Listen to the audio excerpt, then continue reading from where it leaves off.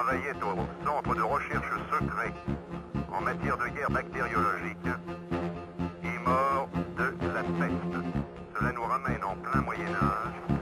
Et qui sont exactement les mêmes que celles dont nous fûmes comblés sans en être accablés depuis le 18 juin 40.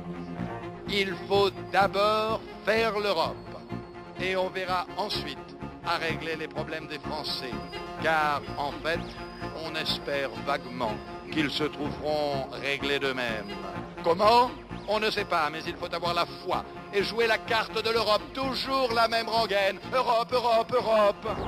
Le coup d'œil sur l'histoire, le recul vers une période passée, ou, comme aurait dit Racine, vers un pays éloigné, vous donne des perspectives sur votre époque.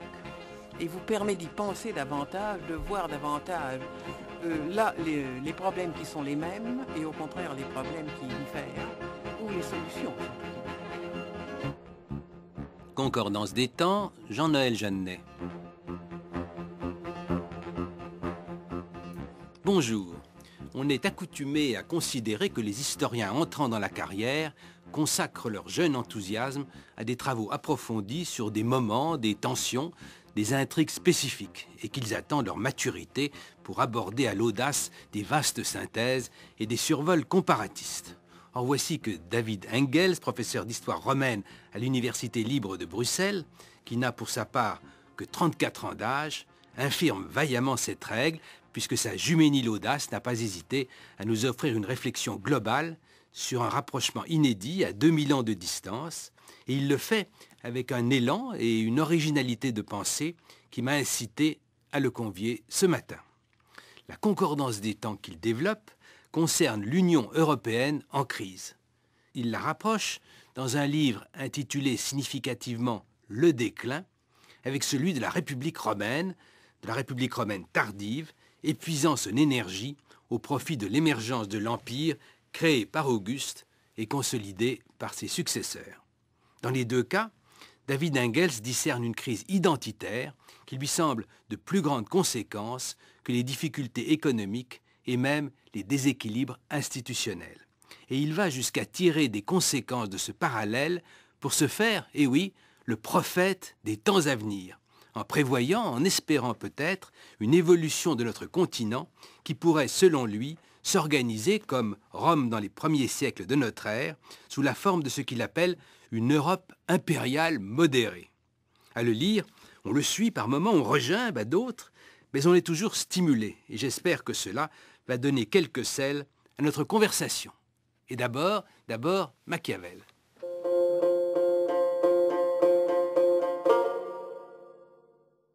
Lorsqu'il s'est agi d'asseoir l'ordre dans une république, de maintenir les États, de gouverner les royaumes, de régler les armées, d'administrer la guerre, de rendre la justice aux sujets, on n'a encore vu ni prince, ni république, ni capitaine, ni citoyen s'appuyer de l'exemple de l'Antiquité.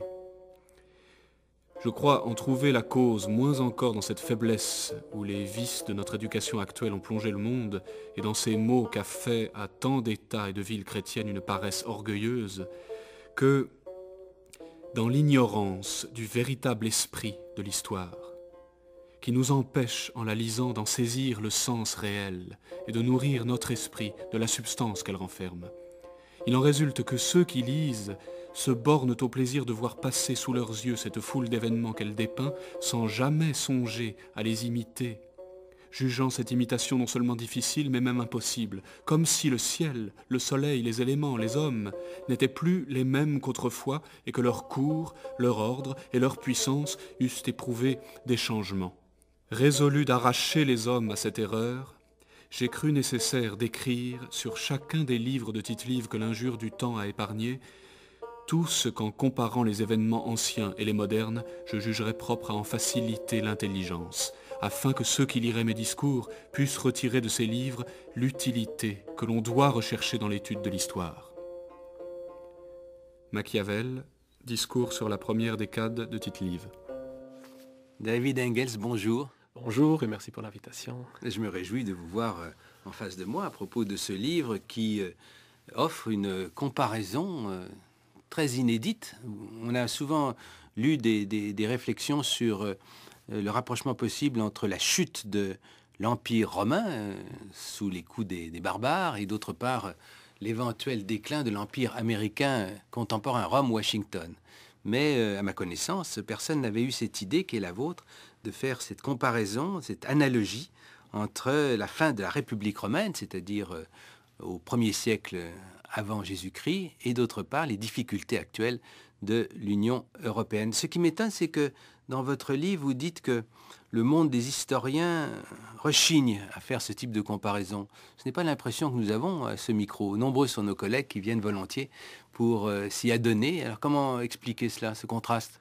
Oui, c'est peut-être aussi le pic de l'iceberg que forcément les collègues qui se prêtent un peu aussi au jeu journalistique et au jeu aussi un peu de pouvoir parler au public. Dans ce que je vis un peu dans la réalité académique de tous les jours, je dirais que beaucoup de collègues ont peur de ce genre d'analogie. Beaucoup de collègues disent même expressément, on me l'a encore dit il y a 2 semaines, je crois, que le but de l'histoire n'est pas nécessairement de nous enseigner quoi que ce soit, mais au fond tout simplement d'éclaircir notre savoir du passé sans vraiment avoir une quelconque utilité pour la compréhension du passé. Donc je dirais que c'est vraiment 2 écoles, 2 approches assez radicalement différentes de l'histoire. Ceux qui voient l'histoire d'une façon purement antiquaire et ceux qui essayent d'en tirer des leçons pour l'actualité et qui donc nécessairement doivent argumenter en analogie. Oui, l'analogie, vous l'aimez beaucoup et vous faites d'ailleurs appel à des références qui sont de l'Antiquité, tant Polybe que Cicéron par exemple. Cicéron disait que l'histoire était une maîtresse de vie, magistrat vitae, ou Polybe, repris souvent par Nietzsche d'ailleurs, qui expliquait que c'était la meilleure école possible pour la réflexion de l'homme d'État dans les succès et dans les échecs. Et cela peut servir, me semble-t-il, d'introduction à notre conversation. Je suis frappé aussi du fait que d'entrée de jeu, vous nous expliquez que la période qui s'est ouverte avec la mort de la République romaine, le 1er siècle et le second de l'Empire, qu'il est légitime de suivre Gibbon, le fameux historien qui a écrit le déclin et la chute de l'Empire romain, suivre Gibbon qui expliquait que c'était la période la plus heureuse et la plus féconde de l'histoire humaine. Alors, c'est une façon, dès le début de votre livre, de nous dire qu'après tout, le déclin et la chute, non pas de l'Empire, mais de la République, ce n'est pas un grand drame. Oui, c'est peut-être un grand drame pour des idées universalistes de participation politique, de rivalité libre, de factions politiques, économiques et autres. Et c'est sûr qu'avec l'avènement de l'Empire, le citoyen en tant que tel et surtout l'élite perd, je dirais, la liberté de pouvoir agir librement en tant qu'acteur politique et devient dépendant de la légitimation de l'empereur. Mais pour, je dirais, pour les 95% de la population de la Méditerranée, l'Empire romain, depuis le Principat, constitue un énorme bénéfice. C'est une époque de paix, de prospérité, d'une mobilité tout à fait inouïe, vraiment aussi d'une montée, d'une croissance économique tout à fait jamais vue jusqu'à cette époque-là. Mais c'est sûr que tout cela, et aussi de sécurité de droit, je dirais, avec l'extension du droit romain, mais c'est sûr que le citoyen romain, en tout cas, perd de plus en plus la possibilité de pouvoir interagir directement avec des politiciens et exprimer sa voix pour tel et tel individu. Il subit plus ou moins le pouvoir de l'empereur, qui est certes parfois plébiscité à certains moments, mais qui néanmoins règne d'une façon indépendante. Je voudrais simplement, toujours dans l'introduction de notre conversation, marquer que toute votre réflexion est aussi un appel à continuer, et on ne peut que vous rejoindre quand on est historien, à continuer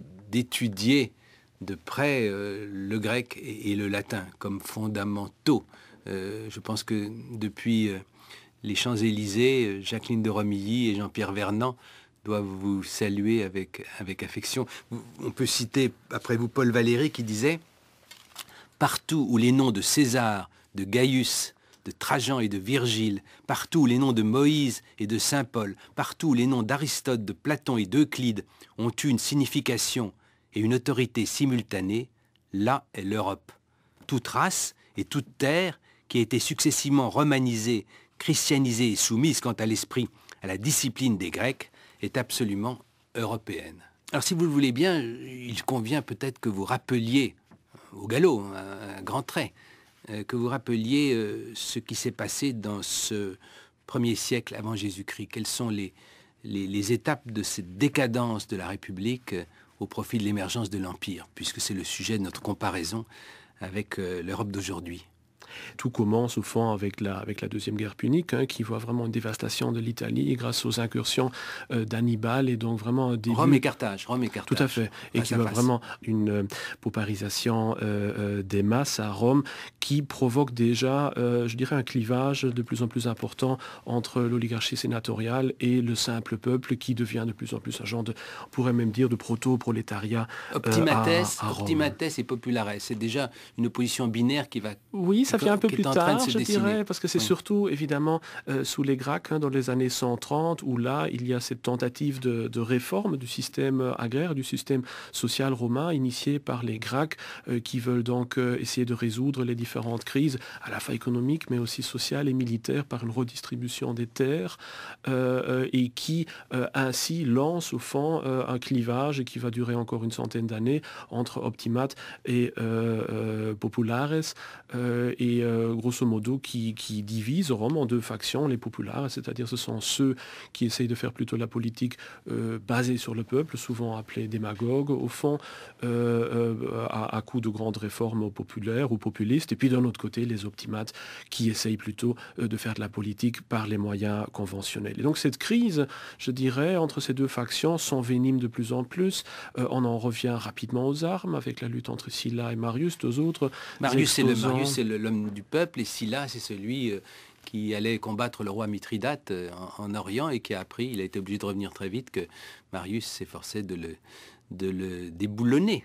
Oui, tout à fait. Et donc, Sylla qui prend la décision qui va faire histoire d'occuper militairement la ville de Rome afin vraiment d'imposer ces réformes aristocratiques assez conservatrices avant de repartir de nouveau en Orient. Et je dirais que cette crise profonde et qui a vraiment des facettes multiples ne va jamais être vraiment résolue pendant une centaine d'années. Il y aura différents exposants. Il y a les Gracques contre la Sénat, il y a Sylla contre Marius, il y aura plus tard aussi la position un peu ambivalente de Pompée le Grand, qui aussi prendra parfois parti pour l'une faction, parfois pour l'autre, jusqu'au moment finalement où on voit que cette crise ne peut pas être dépassée d'une façon tout à fait traditionnelle, constitutionnelle, et qu'on en aboutit à ce qu'on appelle le premier triumvirat, donc un genre de coalition entre trois hommes politiques influents, Pompée, Crassus et César, et qui vont décider au fond de former un genre de cartel qui se situe au-delà,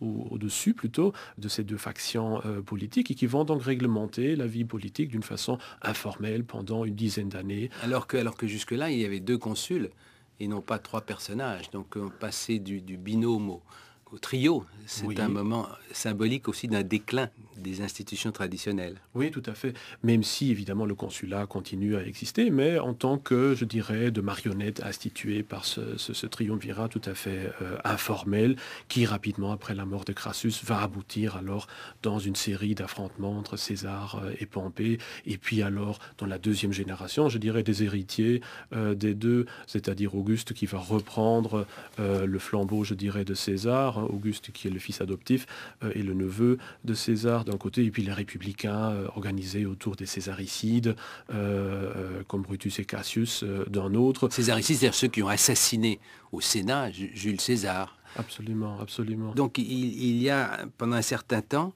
des oppositions entre ceux qui sont nostalgiques d'une Rome plus ou moins mythifiée, par exemple Caton, et ceux qui pensent que la modernité impose une évolution des institutions. Cela se reflète dans une série télévisée qui a eu un certain succès et qui s'appelle Rome. Je vais vous donner un moment de l'épisode numéro 1, de la saison numéro 1. C'est une série de John Milius, William MacDonald et Bruno Heller qui a été diffusée en 2005 au petit écran. Et ici, vous avez un discours de Caton au Sénat qui, bien qu'évidemment en partie imaginaire, sonne juste.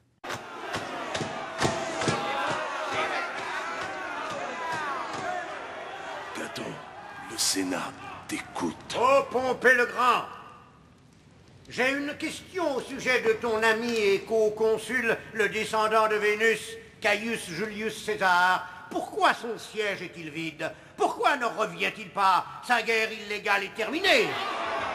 La Gaule est à genoux depuis longtemps. Pourquoi César empêche-t-il ces valeureux soldats de retrouver leurs amis et leurs familles?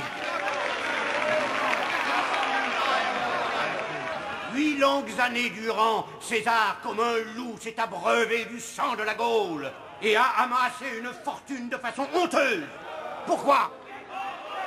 Pourquoi offre-t-il au peuple tant de combats, tant de courses et de festins démesurés? Pourquoi s'est-il acquitté des dettes de tous les corrompus assis aujourd'hui sur ces gradins?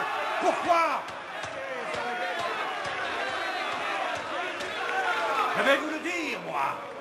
Il veut s'acheter une couronne. Il veut détruire la République et tenir Rome entre ses mains de tyrans sanguinaires. Voilà pourquoi.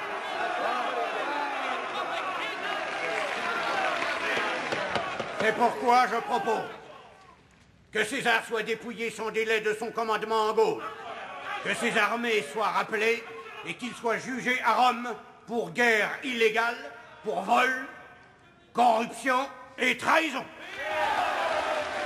Alors, David Engels, ce moment d'une série évidemment imaginaire, vous paraît-il refléter vraiment ce qui s'est passé, évidemment de façon ramassée, mais est-ce que ça sonne juste ? Oui, tout à fait, parce qu'il s'agit là de la paraphrase, je dirais presque d'extraits qu'on peut lire dans les biographes de César. Je crois que le passage se retrouve soit chez Suétone, soit chez Plutarque, je ne suis plus tout à fait sûr, dans une des deux biographies, peut-être dans les deux, et qui voulait que César, qui menait justement sa fameuse guerre des Gaules, soit traduit en justice pour guerre illégale et pour génocide, au fond. Donc c'est vraiment une situation très moderne qui montre aussi la facette très moderniste de la fin de la République, parce qu'on a souvent tendance à assimiler Rome à un empire ou un État extrêmement impérialiste, agressif, et néanmoins, vers la fin de l'existence de la République, on va quand même de plus en plus poindre à l'horizon des idéaux de droit politique, de mission civilisatrice de Rome, de pacifisme, mais là, on voit aussi dans cet extrait-là aussi que dans le Sénat, on se posait aussi ce genre de questions, quand une guerre est-elle légitime ou pas, même si là, il s'agit évidemment aussi d'une manipulation politique, vu que Caton fait partie d'un des adversaires évidemment les plus farouches de César, qui est content de pouvoir faire appel à ce genre d'éléments philosophiques pour pouvoir demander de traduire César en justice. En définitive, Jules César étant assassiné, comme on le sait, ce n'est pas lui qui va incarner définitivement la naissance de l'Empire, et historiquement, il va laisser sa place à Octavien, devenu Octave, devenu Auguste, qui sera le grand fondateur de l'Empire. D'ailleurs, on peut noter qu'il est mort en 14 après Jésus-Christ et que par conséquent, l'an prochain, il va y avoir une commémoration, peut-être vous qui aimez tant l'Empire, direz-vous célébration du personnage d'Auguste. Avant d'en venir à la thématique de ces rapprochements entre jadis et aujourd'hui, entre la très longue distance de la chute de la République et notre Union européenne, je voudrais que nous débattions un bref instant de la notion de déclin, parce que c'est le titre de votre livre. Et vous-même, vous prenez un peu de distance par rapport à cette formule en disant que, au fond, toutes les générations, tous les vieux messieurs au déclin de leur âge ont tendance à dire que c'était mieux avant, ce que Horace appelait laudator temporis acti, celui qui dit du bien du temps passé. Bien sûr, ils avaient 20 ans et non pas 80. Et vous avez à juste titre cité un autre texte de Machiavel, également dans ses discours sur la première décade de Tite-Live, et qui dit, au fond, tous les hommes louent le passé, blâment le présent, et souvent sans raison. Ils sont tellement partisans de ce qui a existé autrefois, que non seulement ils vantent ces temps qu'ils ne connaissent que par les tableaux que les historiens nous en ont laissés, mais devenus vieux, on les entend prôner encore ce qu'ils se souviennent d'avoir vu dans leur jeunesse. Leur opinion est le plus souvent erronée. Mais Machiavel ajoute, c'est pas parce que souvent il se trompe qu'il ne peut pas arriver, dans bien des cas, qu'il y ait décadence et qu'il y ait déclin. Il y a beaucoup de déclinistes aujourd'hui, en tout cas en France, je ne sais pas si c'est le cas en Belgique, beaucoup de déclinistes qui viennent nous dire que c'était vraiment beaucoup mieux avant, les 30 glorieuses, etc. Donc j'aimerais que vous nous disiez si vous avez choisi ce titre parce que vous pensez qu'on dit toujours que ça décline, ou bien parce que vraiment vous êtes dans le deuxième moment de la pensée de Machiavel, il y a des moments effectivement où ça se dégrade. Oui, ce serait certainement le deuxième choix, même si je vais insister sur le fait que si le titre s'appelle Le déclin, qu'il ne s'agit pas nécessairement d'une composante moralisatrice là-dedans. Donc je ne fais pas partie de ces historiens qui veulent montrer l'index à la population pour dire qu'il ne faut pas faire ceci ou cela, mais plutôt d'un constat qui est généralement aussi dans mon livre statistique, car on peut se demander qu'est-ce qui décline, et donc j'ai essayé moi-même de décliner ce livre en 12 chapitres différents qui montrent à chaque fois que des valeurs essentielles des Européens, la religion, la notion de famille, la notion aussi d'une certaine cohésion sociale, d'une cohésion ethnique, de certains idéaux comme la démocratie, comme la liberté, comme le droit, comme la paix ou autre chose, sont des valeurs qui sont de plus en plus en déclin après le triomphe qu'ils ont pu fêter à la fin peut-être du XXe siècle, et que nous nous trouvons à un moment de crise où on voit bien que ces valeurs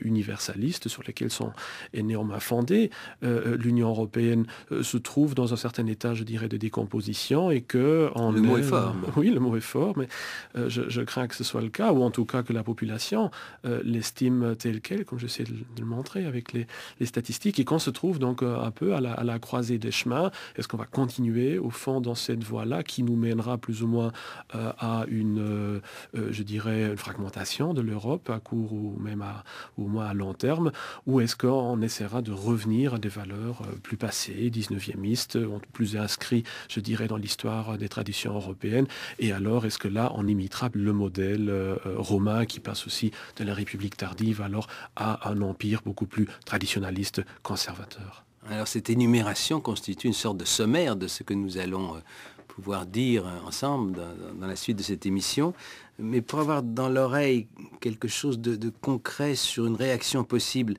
de l'intérieur de l'Europe ou du dehors, sur cette absence, cette insuffisance d'une identité européenne, je voudrais vous faire entendre deux propos qui remontent à juin 1999 sur France Inter, à propos d'un jeune Français à propos de l'Europe, et puis d'une Japonaise qui en particulier réfléchit à ce que c'est que l'identité européenne, et peut-être, c'est un de vos thèmes chers, David Engels, sur la montée, à ses yeux périlleuse peut-être, de l'individualisme. Écoutez-les.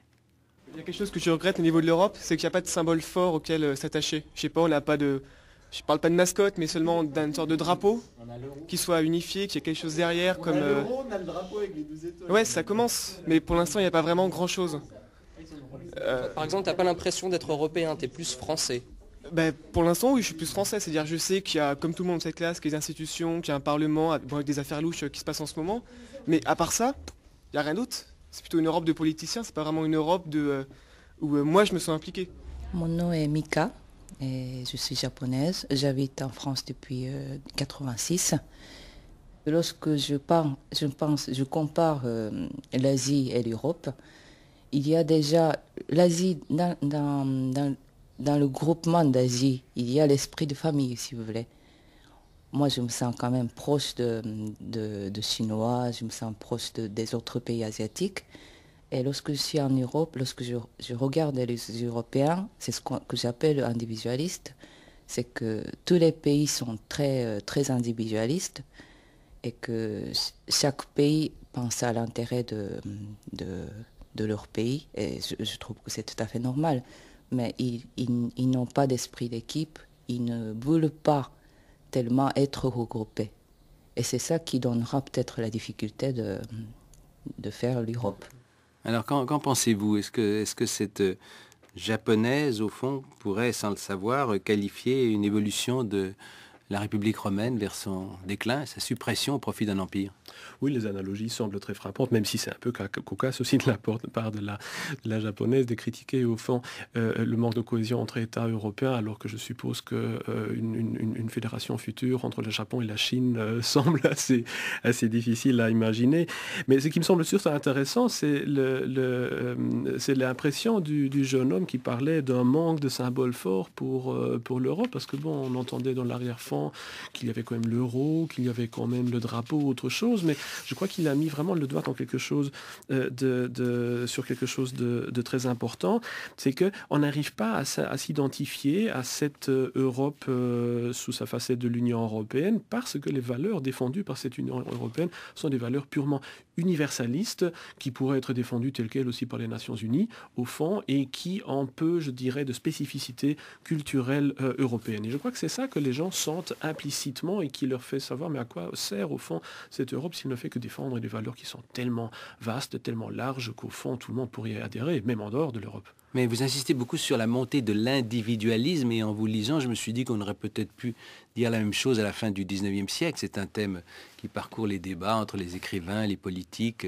la défense et l'illustration de l'individualisme par Clemenceau, par exemple, contre les socialistes avait marqué l'époque. Est-ce que vous ne pensez pas qu'un peu comme l'idée de déclin, c'est une idée qui peut se retrouver à peu près à toutes les époques? Ah, l'individualisme, l'absence de solidarité... et aussi la solitude, peut-être. Oui, à toutes les époques, je ne dirais pas. Par exemple, le Moyen-Âge, ou dans les Dark Ages, ou même au XVIIe siècle, le XVIIIe siècle. Je dirais que là, au XVIIIe, évidemment, on a un début d'individualisme, mais le fait que maintenant, ça devienne littéralement un phénomène de masse, que toute cohésion, à la fois urbaine, ou dans son village, ou par rapport à une religion, par rapport à sa famille, par rapport à des idées ou idéaux politiques, manque de plus en plus, nous montre que c'est un phénomène qui trouve, je dirais, son sommet, au fond, maintenant, au début du XXIe siècle. Il ressemble aussi en cela très, très fortement à ce qu'on constate dans les différentes critiques aussi que énoncent les auteurs romains et grecs du 1er siècle avant notre ère et qui également fustigent les différentes formes d'expression de cet individualisme qui est évidemment à la longue très, très nocif pour la cohésion d'un ensemble social. Une des faces sombres étant la solitude, où demeurent ceux qui ne sont plus dans le jeu social. Et vous citez ce fragment de Galien, le grand médecin de l'Antiquité, qui l'illustre à merveille. On a l'impression qu'il évoque déjà ces vieilles dames qu'on retrouve parfois mortes et dans un état de décomposition avancé après plusieurs semaines sans que les voisins s'en soient aperçus. Galien disait, à Rome, on trouve une spécificité n'existant pas dans d'autres villes. Si quelqu'un meurt, même les voisins ne le savent pas. Ni de quelle manière il est mort, ni quel médecin l'a traité, si médecin il y a eu. La raison découle de la grandeur de la ville et du nombre de ses habitants et de l'insatiabilité avec laquelle tous s'adonnent à gagner de l'argent, des postes et des honneurs. Tout est mélangé. Ceux qui cherchent à gagner des postes et des honneurs ne se mêlent pas de ceux qu'on a laissés en route.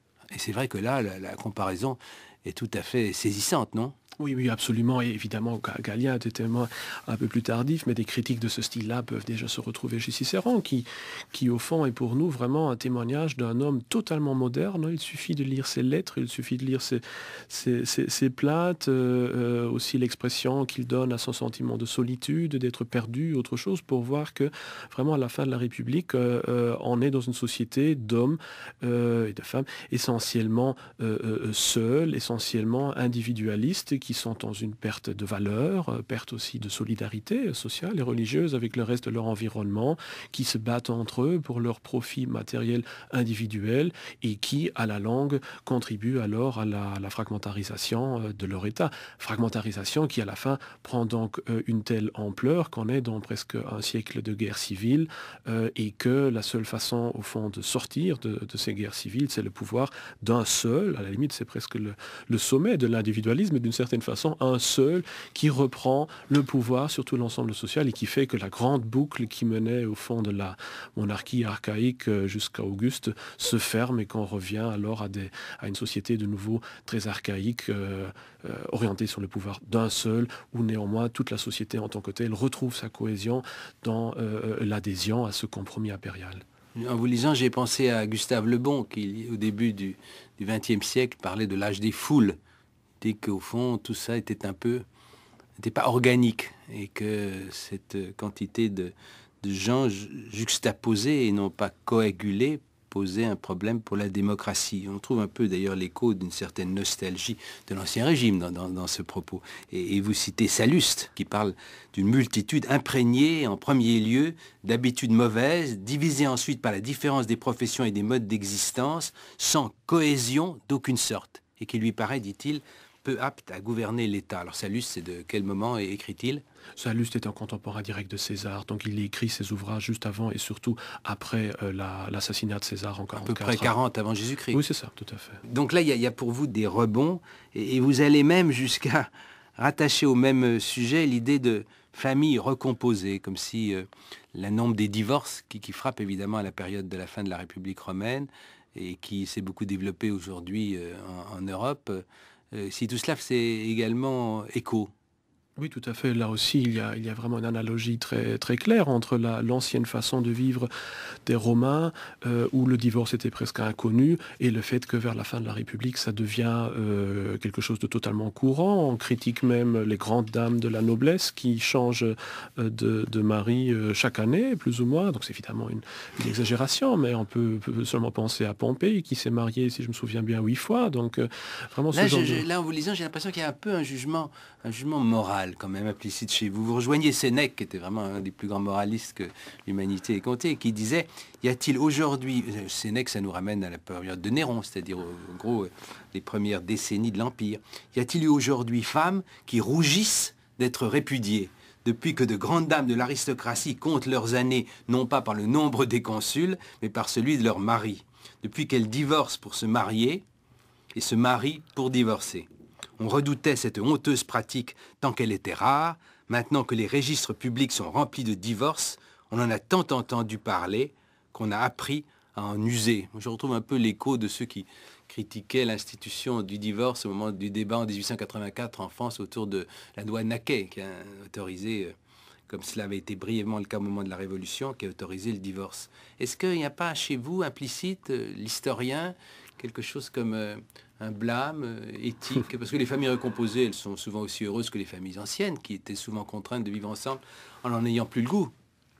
Oui, j'essaie d'éviter le jugement moral, mais il est sûr que déjà en tant qu'historien, on se découvre une certaine sympathie, je dirais, pour le passé, assez nécessaire pour faire justement ce métier-là. Mais j'essaie de ne pas juger, de plutôt, je dirais, de comparer, mais le fait est que des éléments tels que l'individualisme, tels que la montée du divorce, tels que beaucoup d'autres facteurs aussi, comme le déclin de la religion, amènent alors assez logiquement aussi une perte démographique assez importante, qui, à la longue, met évidemment en péril l'existence de la République. Et ce n'est pas sans raison si Auguste, parmi ses mesures les plus draconiques, qui ont le plus impressionné aussi le public, a essayé d'interdire, en tout cas de rendre vraiment le plus difficile possible des choses comme l'adultère, et a vraiment essayé de... Les lois juliennes, il y a les lois juliennes, mais qui n'ont guère marché, qui s'efforçaient de faire repartir la démographie, comme nous avons connu des lois d'assurance sociale ou d'allocation familiale à notre époque. On voit... Tout à fait. C'est vraiment très révélateur et je crois un facteur qui peut nous ressembler très fort aussi à notre monde contemporain, que visiblement les Romains ont accepté plus ou moins d'être aliénés de leur liberté politique. Là aussi les sénateurs s'y sont faits. C'est lié à la chute de la démographie, vous pensez? Non. Ce que je voulais dire, c'est qu'ils ont au fond accepté l'Empire, la dictature militaire, mais ils n'ont pas accepté le fait qu'on veuille réglementer leur vie intime et leur comportement démographique. C'est très typique et je trouve aussi très moderne. Je crois que nous aussi, on vit dans une société où, au fond, des grands bouleversements politiques qui affectent vraiment le fonctionnement de la démocratie sont plus ou moins acceptés avec un petit peu de grogne, mais au fond, on s'y fait.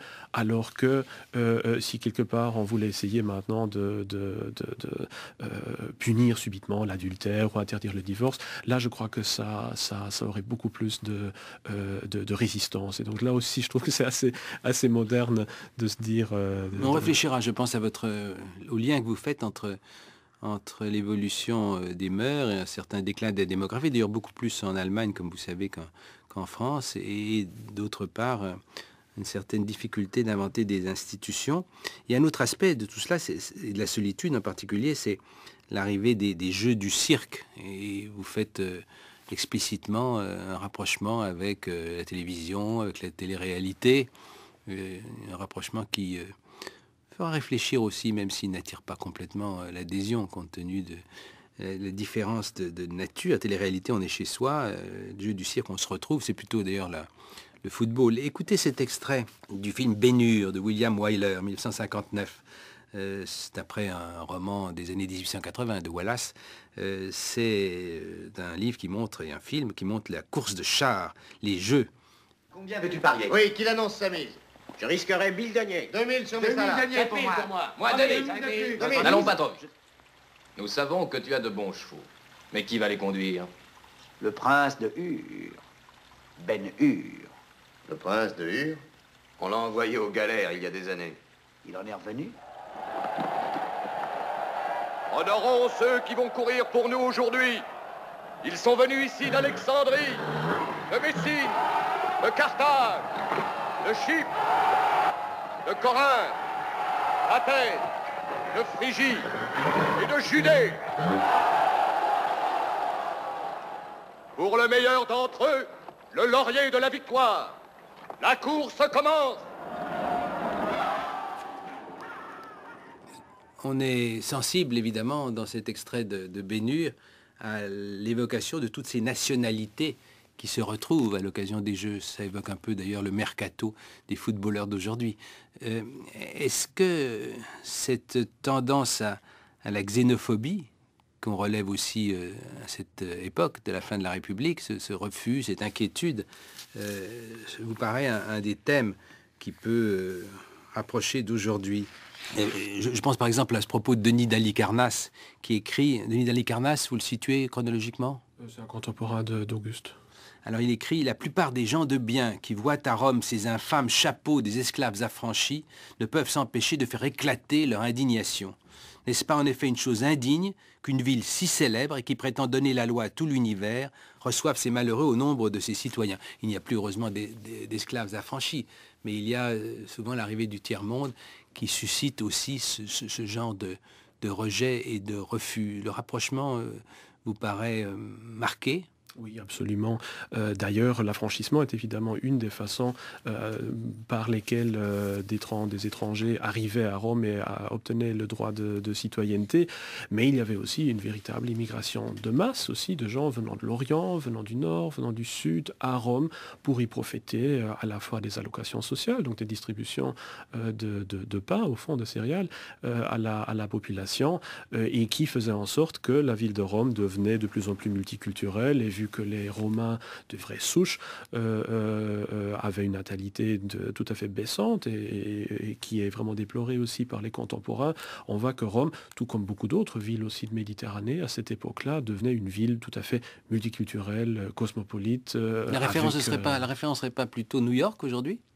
Oui, on peut comparer ça à New York, mais rien qu'en se baladant à Paris, on voit que là aussi, les temps du 19e siècle d'une ville blanche, française, a évidemment disparu depuis très longtemps. C'est le cas à Paris, c'est le cas dans toutes les grandes villes, mais c'est le cas aussi de plus en plus dans des villes moyennes et même petites. La ville de laquelle moi je viens, en Belgique, qui a 500 000 habitants, plus ou moins, à Verviers, près de Liège, est composée quand même, plus ou moins pour un quart, pour un tiers aussi, d'immigrants venant d'Afrique, venant du Maghreb ou autre chose. C'est peut-être une forme de vitalité. Et puis, on retrouve chez vous la réflexion sur le lien entre ces immigrations, cette diversité, ces jeux, ces distractions, éventuellement, et on revient directement à la politique, un désintérêt potentiel du peuple pour le fonctionnement des institutions, pour la marche de la démocratie. C'est Juvénal qui écrit « Depuis qu'il n'y a plus de suffrages à vendre, le citoyen se désintéresse de tout.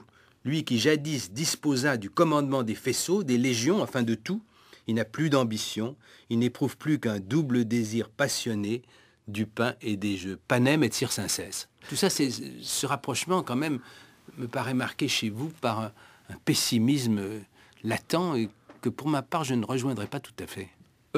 L'analogie, je crois, tient qu'elle telle. Là, pour le moment, on vit dans une société aussi où l'intérêt, je dirais, principal des grandes couches de population se dirige quand même vers l'amusement de masse. Je ne parle pas seulement des jeux de foot, mais au fond, tout ce qui est un peu éphémère, alors que l'intérêt pour les grandes questions politiques, pour surtout les grandes questions de longue durée, de grandes perspectives, deviennent de plus en plus infimes, vu qu'on a cette impression-là, en général, que de toute façon, l'électeur ne peut pas vraiment influencer le cours des choses. Le statistique le montre assez bien, et c'est de nouveau aussi en analogie avec Rome, où là aussi, vu que l'oligarchie sénatoriale s'éloigne de plus en plus d'une légitimation véritablement républicaine, véritablement populaire, que le petit peuple, disons entre guillemets, alors se rejette au fond sur ce qui lui reste encore, c'est-à-dire l'amusement et la survie d'un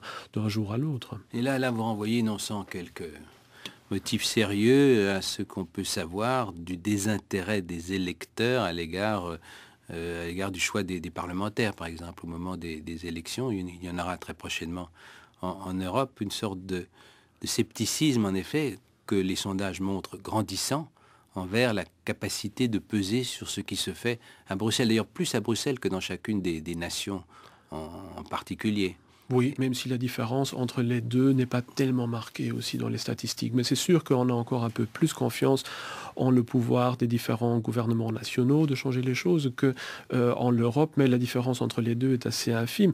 Et on le voit se manifester aussi dans la participation électorale. Bon, là, aux dernières élections parlementaires, il y avait 43% seulement en Europe des électeurs qui sont allés aux urnes, ce qui veut dire donc concrètement que la majorité actuelle, donc au Parlement européen, est basée sur 21,5% plus ou moins ou 22% des électeurs. Donc ça veut dire que la majorité actuelle au Parlement a concrètement l'appui d'un quart de la population. Alors continuons, si vous voulez, ce survol thématique, David Engels, dans notre réflexion sur un parallèle possible entre la chute de la Rome républicaine et la crise de l'Europe aujourd'hui, en évoquant les religions, le rôle des religions. D'un côté, ce désintérêt d'une grande partie des citoyens romains pour des religions qu'ils continuent de pratiquer de façon plus automatique, et de l'autre, la montée éventuelle de ce que Elie Barnevir a appelé les religions meurtrières, ce qui ramènerait à un déclin du christianisme en Europe actuellement, alors que partout ailleurs, beaucoup de religions paraissent portées par des ressorts très très puissants. Oui, là, l'analogie, elle est effectivement très frappante parce qu'on voit au 1er siècle avant notre ère, déjà à partir du 2e d'ailleurs, un déclin dans la religion romaine traditionnelle, je dirais, qui trouve de moins en moins l'adhésion à la fois des magistrats et aussi de la population. On voit que on perd la signification tout simplement de beaucoup de rites. Il n'y a plus assez de prêtres aussi pour les cultes des dieux.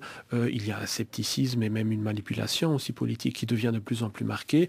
Et puis d'un autre côté, donc il y a l'essor de ce qu'on appelle les religions orientales, comme le culte de Mithras, le culte d'Isis, de Magna Mater, et puis finalement et surtout le christianisme qui lui se pose donc en opposition totale avec ce modèle romain républicain traditionnel, de plus en plus formaliste, et alors qui va prendre évidemment son grand envol. C'est un peu en parallélisme aussi avec le déclin du christianisme, en tout cas dans l'Occident européen, qui devient au mieux une religion de loyauté, et alors l'essor que prennent non seulement les différentes religions orientales, exotiques, mais aussi avec l'importance de plus en plus massive alors de l'islam, qui au fond joue très curieusement un petit peu le rôle que jouait jadis le christianisme opposé au paganisme romain. La différence, c'est qu'à Rome est en place une capacité de syncrétisme durant toute cette période que on ne connaît pas évidemment du côté du christianisme, mais on est frappé de ce que,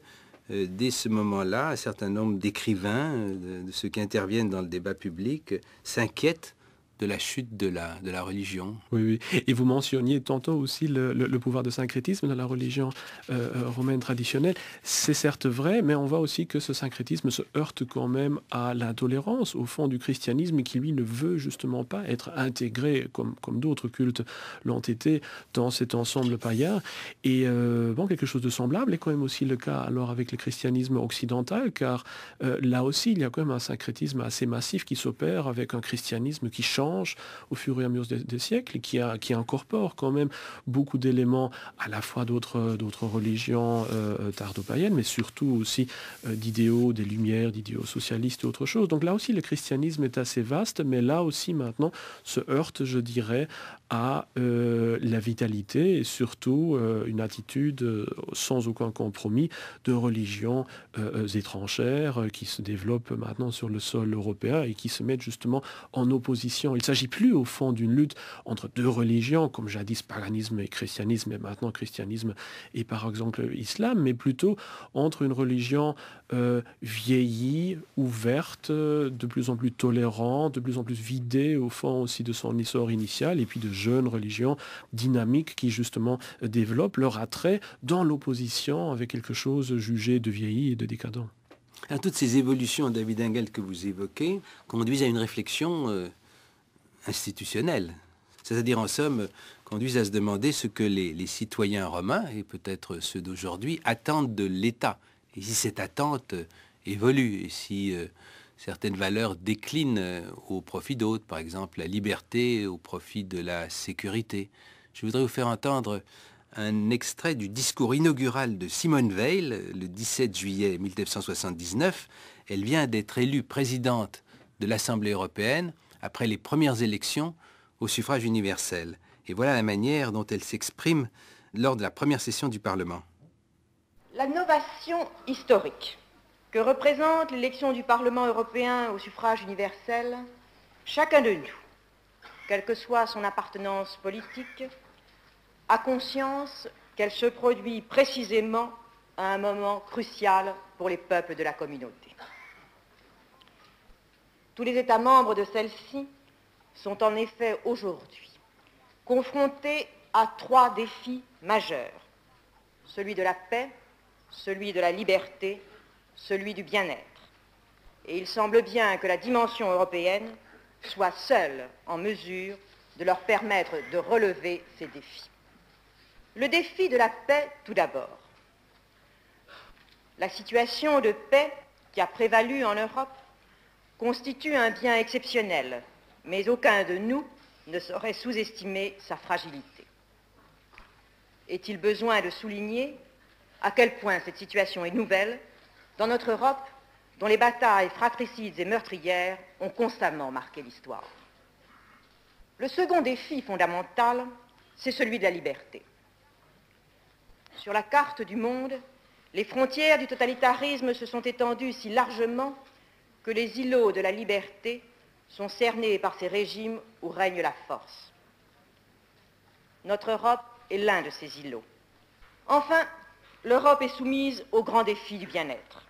Je veux dire à la menace que constitue pour le niveau de vie de nos populations le bouleversement fondamental dont la crise pétrolière a été depuis quelques 5 ans à la fois le détonateur et le révélateur.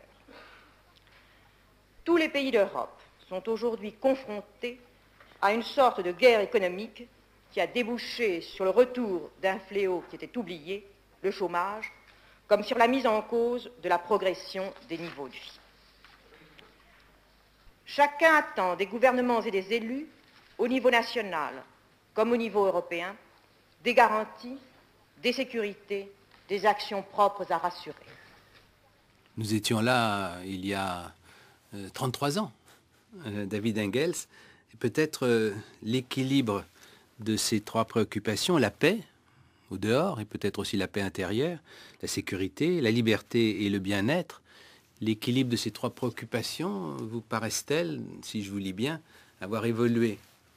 On a beaucoup perdu, je dirais, ces 3 idéaux, la paix, la liberté, le bien-être. Au fond, quand on cherche dans l'histoire un moment où ils ont été véritablement réalisés, dans l'histoire européenne, il faut soit penser aux quelques décennies avant la Première Guerre mondiale, et puis finalement peut-être aux années 50 et 60. Et puis depuis lors, on a quand même beaucoup perdu. La paix que veut défendre l'Union européenne, tout comme la République romaine aussi. Elle le fait à l'intérieur d'elle-même. Simplement, ça paraît presque naturel aux nouvelles générations, et donc oui, elle cesse de s'en féliciter. Mais justement, cette paix, quand on voit l'état actuel des préoccupations du citoyen, elle est menacée à la fois par l'insécurité qui devient de plus en plus marquée, ou en tout cas de plus en plus remarquée par les citoyens, et par les crises ethniques. Vous parlez là de la sécurité à l'intérieur même du pays. La paix interne. Mais quand vous pensez aux différentes crises urbaines qu'on a connues justement dans la banlieue parisienne, mais aussi à Londres et dans d'autres grandes villes anglaises, on voit bien que le potentiel de cette violence, il est là, peut s'accroître aussi. Et bon, on voit bien comme la violence à Marseille a fait justement la une quand les derniers jours. Le potentiel est là et je crois que dans les prochaines années, vu que la crise s'aggrave, vu que le chômage monte, vu que les problèmes de l'immigration vont continuer tels quels, eh bien, on va certainement aller plus encore dans ce sens-là que dans l'autre sens. La même chose est valable aussi pour la liberté. Là aussi, l'Union européenne, tout comme la République romaine, se voulait défenseur de la liberté et pourtant, on voit que l'impression de liberté démocratique, en tout cas, a disparu de plus en plus. En tout cas, disparu, c'est excessif. Non? Oui, dans la République romaine, on voit par exemple que la liberté civile civique en tant que tel n'avait plus véritablement aucun sens. Autrement dit, les démocraties sont prêtes à sacrifier une part des libertés publiques au profit de leur sécurité, c'est ça que vous nous dites? Oui, et on peut penser au Patriot Act, par exemple, aux États-Unis, aux différentes législations aussi de ce style-là. Guantanamo, à cet égard, oui. Voilà, tout à fait, et différentes formes de cela qu'on a connues aussi sur notre continent, qui montrent que là aussi, la liberté n'est plus nécessairement ce qu'elle était peut-être il y a 50 ans. Et puis quand on parle du bien-être, là aussi à Rome, il y a une crise matérielle très importante, dont j'avais parlé aussi déjà tantôt, avec un chômage excessif à Rome. Et évidemment, aujourd'hui, il suffit de penser à la crise dans laquelle nous nous trouvons. Là aussi, chômage, crise de la dette, paupérisation, esprit matérialiste sont aussi des éléments qui refont de plus en plus surface, alors qu'on croyait dans les années 50 et 60 les avoir plus ou moins dépassés. Vous faites un rapprochement entre d'un côté les allocations aux plus pauvres, le RSA éventuellement pour aider ceux qui sont les plus démunis, les moins favorisés, et d'autre part tous ceux qu'à Rome on donnait aux citoyens romains pour pouvoir se nourrir gratuitement, etc. Et cela vous paraît moralement périlleux parce que, étant spécialiste de Rome, vous avez vu que la République romaine est morte, semble-t-il, à vous suivre notamment de cela. Oui, moi je n'émets pas de jugement moral par rapport à ça. Au non, je parle politique, là. Oui, tout à fait. Mais je crois que c'était inévitable. À Rome, c'était une réaction tout à fait logique, telle qu'elle est logique aussi depuis le 19e siècle, d'instituer des allocations sociales. C'est une très bonne chose aussi, qui est tout simplement inévitable, vu qu'à Rome, tout comme maintenant, la situation économique est telle que, avec la délocalisation qu'on connaît chez nous, avec les esclaves qu'on connaît à Rome, que les citoyens en tant que tels perdent leur travail. Donc ce système-là, même s'il est controversé, à Rome comme aujourd'hui, est inévitable, mais il est aussi inévitable qu'il amène alors un système, je dirais, de comportement social qui est de plus en plus basé alors sur la certitude de ses revenus et sur la diminution alors d'un certain esprit de se prendre en main, de prendre en main l'économie et surtout alors d'influencer le monde politique pour qu'il crée plus d'emplois au lieu d'aider l'assistanat. Une tendance, nous dites-vous, à s'en remettre davantage que par le passé à un groupe, peut-être une caste de technocrates, ce qui vous fait penser à l'administration qui prolifère sous Auguste. Mais je voudrais que nous terminions sur la question de la place de la Rome antique, de la République romaine et de l'Union européenne aujourd'hui dans le monde. Parce qu'il me semble qu'à cet égard, il y a beaucoup de différences. Vous les admettez vous-même. Rome est impérialiste. L'Union européenne, on a parfois l'impression qu'elle est plutôt trop absente, vous voyez, ces jours-ci, dans les grands défis que posent les déséquilibres de la planète. Alors si nous terminons par là, et que je vous bouscule un peu, est-ce que vous n'êtes pas sensible d'abord à la différence ?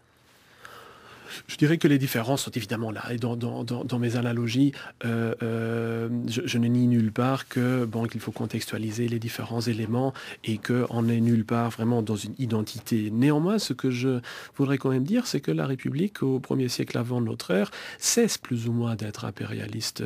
Il y a à la fois un agrandissement de l'Empire romain par des moyens tout à fait pacifiques. Des territoires sont légués à Rome. Il y a certains territoires, certaines régions qui demandent même l'adhésion libre à l'Empire romain. Et il y a aussi un certain immobilisme politique, justement comme on le connaît maintenant aussi dans l'Union européenne. Là aussi à Rome, vu que la situation politique intérieure est tellement bloquée par la coexistence de différentes factions rivales et d'institutions politiques, là aussi beaucoup de décisions très importantes, notamment en ce qui concerne le statut de l'Égypte, durent et sont traînées d'une génération à l'autre, vu qu'il n'y a aucun consensus qui peut être établi. Et en même temps, donc quand on pense à l'Union européenne, là aussi on insiste souvent sur sa nature très pacifique, sur la libre adhésion de ses membres. Certes, c'était vrai au début, mais maintenant on voit que la sortie, qui est théoriquement possible de l'Union européenne, devient de fait tout à fait impossible parce qu'elle revient à un genre de suicide politique et qu'ainsi des régions comme la Grèce ou comme Chypre par exemple sont donc forcées au fond à se plier à un genre de dictat, de cette fameuse troïka qui prend un peu la place d'un gouvernement provincial, je dirais presque, et qui devient le véritable agent qui peut décider pour le peuple. Donc là aussi, on voit quand même que autant que la République romaine devient de plus en plus pacifique et se restructure sur un modèle de plus en plus fédéral, autant l'Union européenne prend un peu le chemin inverse et arrive quand même à un ensemble politique qui devient, je dirais, de plus en plus fort et de plus en plus contraignant pour ses membres. Je suis heureux que vous marquiez que vous ne souhaitez pas devenir systématique dans ces rapprochements. Je termine comme nous avons commencé, si vous voulez, avec une citation qui, elle, est de l'Antiquité. Une citation qui est un extrait de la préface de l'histoire romaine de Tite-Live, lue par Mathieu Marie dans Une vie, une œuvre, le 6 août 2007 sur France Culture.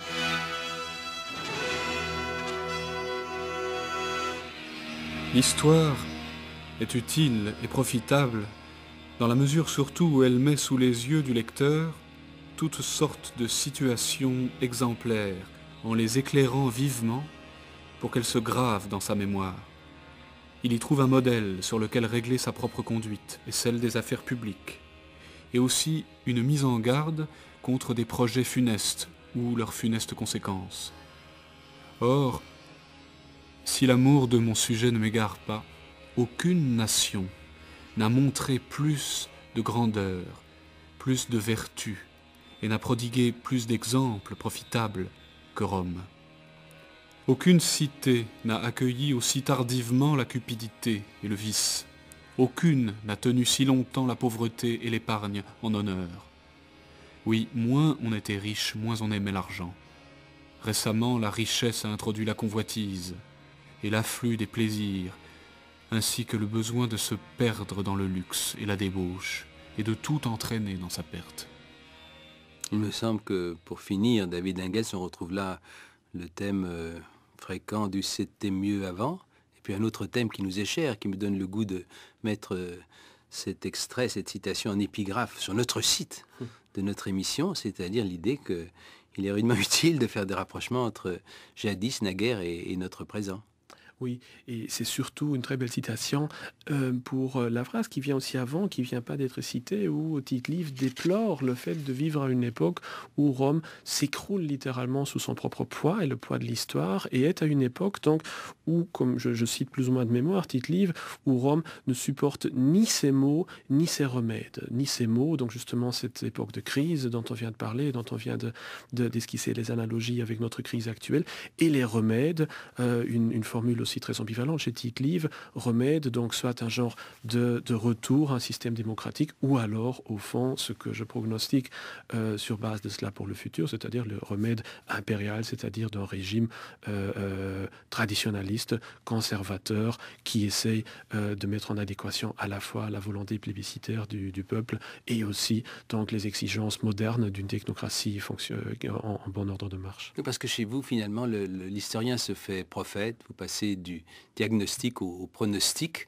Il faudra qu'on voit si vous avez eu raison en évoquant la naissance à vos yeux probable d'une Europe impériale modérée. Merci d'être venu à ce micro. Je rappelle le titre de votre livre, Le déclin, la crise de l'Union européenne et la chute de la République romaine, publié par les vaillantes éditions du Toucan en 2013.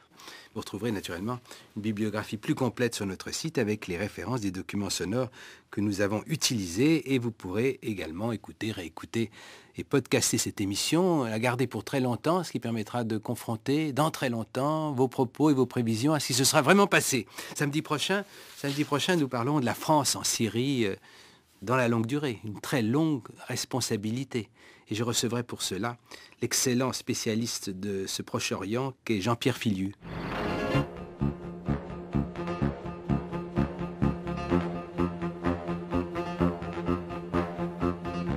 C'était Concordance des temps, une émission de Jean-Noël Jeannet, préparée avec le précieux concours de Jeanne Guéroux et Nathalie Lempereur, réalisée par Charlotte Roux, avec Vincent René à la prise de son, Nathalie Rouvillain à la discothèque et Arnaud Plançon pour les archives INA, sans compter le concours de la Bibliothèque de Radio France.